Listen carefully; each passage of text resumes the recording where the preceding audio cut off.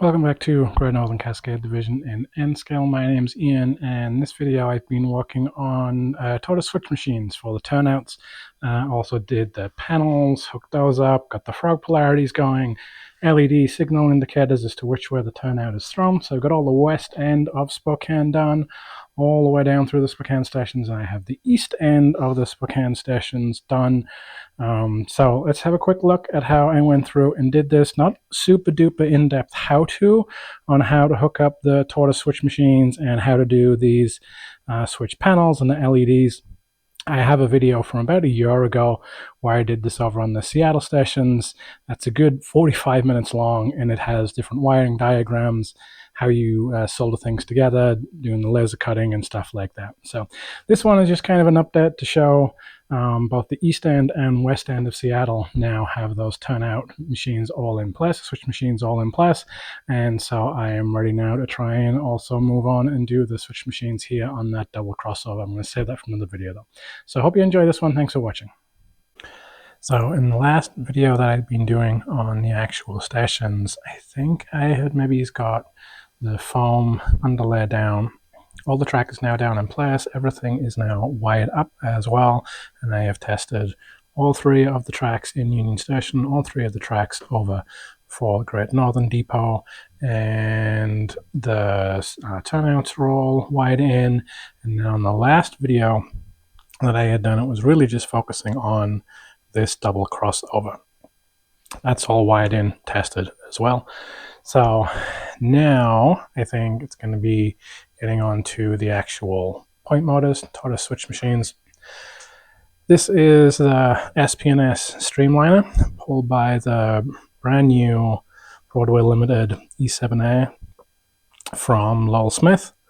That's a beautiful looking loco. DCC sounds really good, and have got pretty much everything that I want in here. Maybe I think that's probably the full Streamliner, although maybe there was one more NP car that would have gone in there. But I think what I decided to do was I got the SPNS Dome Sleeper instead.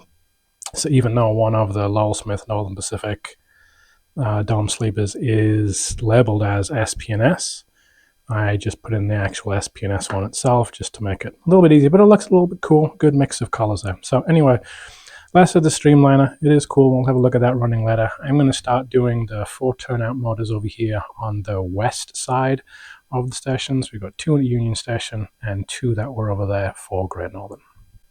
Okay, this is now with all 4 of those turnout motors installed and wired up. I have the frogs connected on all of them into the DCC buses, and so as the turnout throws, make sure the multimeter that the polarity on the frogs is correct.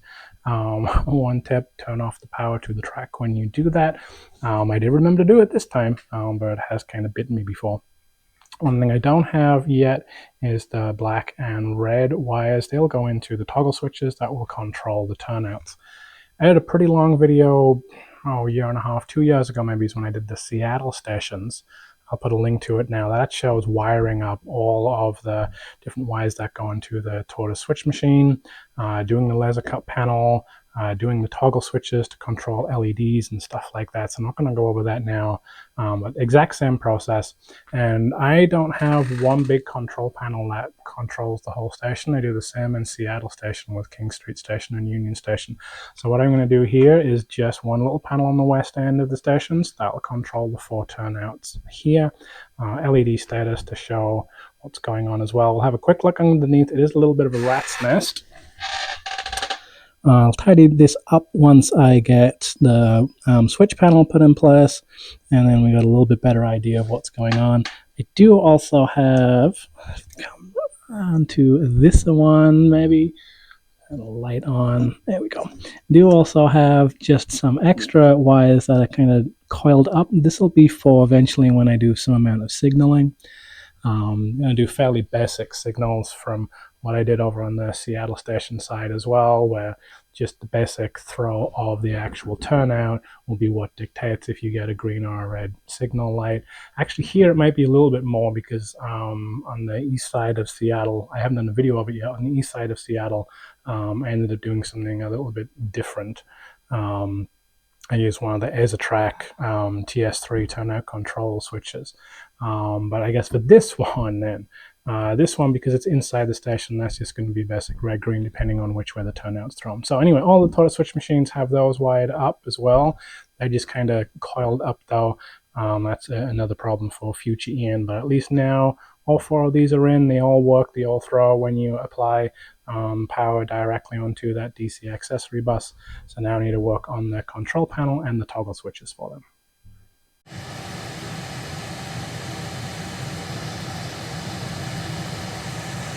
So with that switch panel now in place, everything is wired up and working okay. LEDs are swapping around, kind of like I had with other panels on the Seattle stations.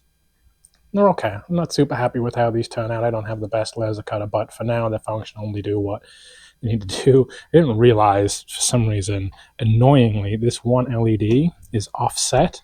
All the other panels that I did like 4 different panels that I need in Spokane.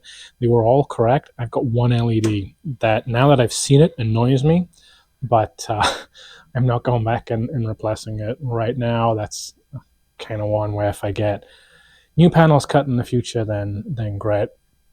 Functional though, it does give me the indicator as to which way the points are thrown, and the polarity is then swapping correctly back and forth. So all of the frogs are powered correctly as they would get thrown. Wiring behind it is about as neat and tidy as I can get it. So the switch panels do have a bunch of wiring. Again, there's a link off to video that I did a year or so ago on the Seattle ones. Once you get into a routine, it's not that bad. I actually kind of like wiring things up. It's kind of relaxing for me. So I thought this worked out pretty good, but then again, we kind of just have coiled up from the other side of that internal switch. So I guess, again, I said in one of the other videos, I like the Tortoise switch machines because they have basically 2 internal switches. And so as you would throw the switch, and so it goes one way or the other, you can use one of those internal switches for controlling the frog polarity or phase that's going out. So you give 2 DC, the DCC bus, blue and white in my case, coming in, and then frog is that center terminal. And so depending on which way you throw the actual Tortoise switch machine, that internal switch gets thrown, and that's what changes the phase or polarity that goes out for DCC. But then the other internal switch is commonly used for signaling, which is what I kind of wire them up for, just so that I have that option in the future. So yeah, the wiring is about as tight as I can get it. Everything's soldered up. Everything's then got the liquid tape over it. Over on the east side, let's kind of move over here. I do have all the switch machines, all 3 of the switch machines in here. 1, 2, 3. One at the back there. These aren't wired in yet. I don't have the panel. I started putting the panel together. I need to get some more glue to affix the LEDs behind it. But otherwise, these are in. These are tested just by holding the red and black positive negative onto that DC accessory bus just to throw the turnouts. They are hooked up. The frogs are all hooked up to the DCC bus, and again, made sure that the phase polarity is correct as they throw. So I'm going to finish up the panel there, and then I'm going to try and do that interchange one, which is 4 turnouts. I think I'm going to do that in a separate video though. One, because I did a separate video for like wiring it up, but also because over here I'm only going to have 2 of the actual toggle switches, and the idea is that one toggle switch will control 2 turnouts, so that interchange will always be lined correctly just by throwing one of the turnouts.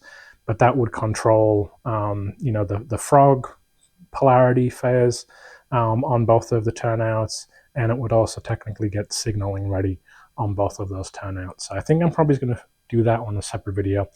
I'm going to wrap up the panel here on the east side of Spokane, get that wired in. We'll come back and have another look.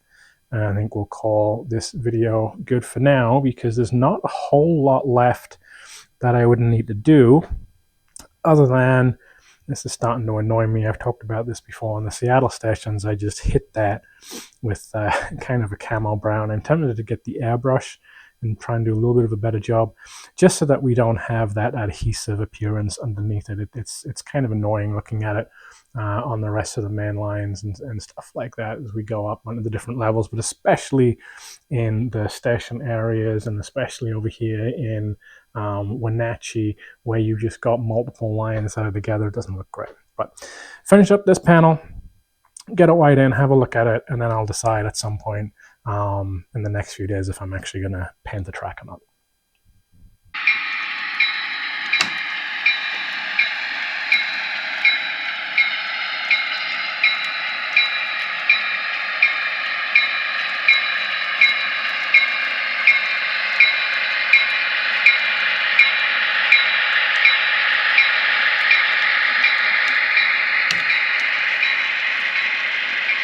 Okay, and the east side switch panel is also now in place. Those motors are all running just fine. I've got the indicator lights from the turnout signals going through, so we can kind of see which way they're being thrown. Yeah, so all three on the east side are connected. We've now got through the station over to the west side that we looked at in that last little clip. Haven't put the bridge in yet. I'm still thinking about if I want to try and put in a temporary plywood bridge, or if I'm just going to go straight for it and probably use one of the Walther's double track truss bridges to go in there. I have 2 or 3 of them that I was trying to figure out kit bashing into the Sound Bay bridge, but I might use one of them here. So I'm probably going to call an end to this video, because now I've moved all the tools down here to try and start doing this double crossover.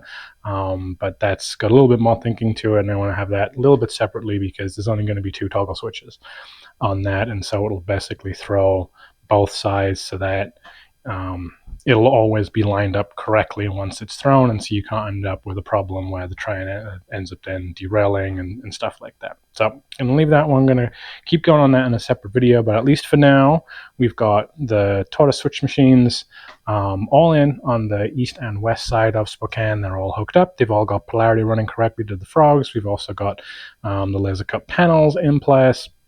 And so now it makes it a whole lot easier just to be able to say, okay, this is now ready to go.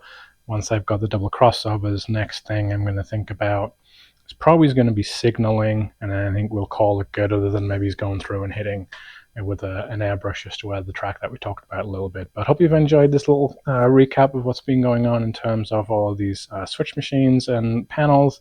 I can put a link again to the video that I did a year or so ago over on the Seattle stations, where I went into a lot more about how you actually wire up these switch machines, because there is kind of a lot of wiring that's going on in there now. But talk about how you wire them up, how I then did the laser cutting, how I wired these up as well. Once you get into a rhythm, it's really not that bad, but it's now looking very much like how I envisioned it. We've got the 2 different stations here in Spokane. We've already got the SP&S Streamliner parked up there as well. Starting to feel pretty good about progress, and so now I'm thinking, how am I going to do that final part to connect into Wenatchee, and how do I get this up into the air so I can actually do that reversing loop. But please do like, subscribe, and follow along so you can see how I make that kind of progress. Goal is by the end of the year, probably come in hot on December 31st, end of the year, I want to be connected into Wenatchee, and I want to have that reversing loop done. That would be all of the main lines, and I always figured 3 years would be a pretty solid timeline and do that. So I'll be back pretty soon doing this double crossover. Otherwise, I'm going to leave things for now. Thanks for watching. Take care. Bye-bye.